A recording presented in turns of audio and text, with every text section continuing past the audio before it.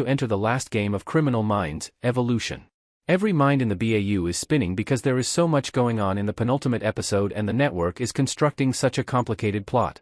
Even worse, Dr. Ochoa, Amy Garcia, and Elias Voigt, Zach Guilford, are not present. Was this Elias' plan or the network's? Let's get started. Tara, Aisha Tyler, fully recovered from her illness at the end of the previous episode, but the BAU made little headway in determining who was in charge of the network. The team must shift their focus to the case's evident leak this week. Despite the fact that Prentiss, Paget Brewster, decided that the personnel surrounding Voigt must be replaced every 2 weeks, there is a hospitalized person. Searching for the leak also generates a fresh notion about the network's operator. The new network leader and the leaker aren't always the same individual. At this point, it's extremely unclear how many people we are looking for and why, so I really needed it explained. I'm not being sarcastic. It is merely one of the urgent issues that must be resolved before the season finale next week. The absence of nightmares has allowed Dave to think more clearly. What if the disciple, the network's new leader, is a woman? The leak isn't. The team acknowledges that this season has seen more survivors than any prior involvement with Voigt, despite our constant assumption that these horrible atrocities are being committed by a sick man. A kind person is in charge of shielding kids from pedophiles in the network who want to hurt them. At the start of the episode, a boy was kidnapped by the leak, but the disciple returned him to the BAU largely uninjured. When the team finds a female witness in Silas Mitchell, old case files, Rossi's theory is put forth. In 2004, after Voigt had left the house, a woman was interviewed regarding Cyrus' possible participation in a local crime. The crew is aware that Cyrus never had children, but she claimed to be his daughter while he was abroad. After Voigt left him, he recruited a new protege, and this woman is the new main suspect in charge of the network.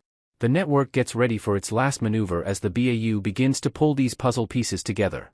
All of the unsubs who have been captured alive this season, including the leaker who poses a threat to the disciple and has too much knowledge, must be removed from the board.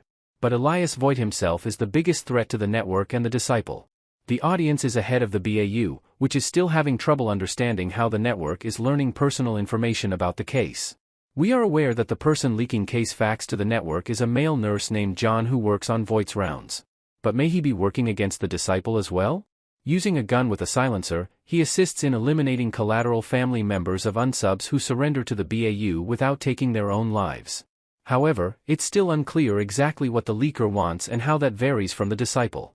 We finally find out that the leaker goes by the name the engineer. We are aware that the disciple views the engineer as a loose end. Of course, the largest loose end is Voigt. Early in the episode, he steals a cell phone from the nurse's station, making himself an even greater target.